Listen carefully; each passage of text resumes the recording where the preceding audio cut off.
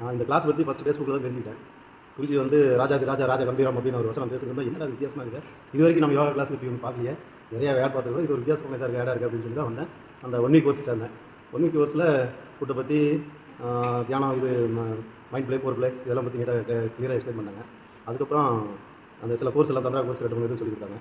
சரி இதுக்கு மேலே என்ன இருக்கும் அப்படின்னு சொல்லி தான் சார்ட்டு உங்கள்கிட்ட தான் கேட்டேன். இல்லை நீங்கள் வந்து எலைட் கோர்ஸ் சேருங்க, இல்லைன்னா இந்த மாசந்திரா சேருங்க, எது அது மாதிரி இருந்தாங்க.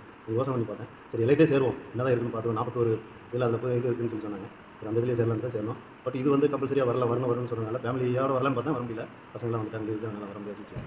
சரிட்டு வந்தோம். அக்கமடேஷன் அருமையாக இருந்தது, ஃபுட்டு எல்லாம் அருமையாக இருந்தது. பட் நேற்று கிளாஸ் ரொம்ப நல்லா இருந்தது.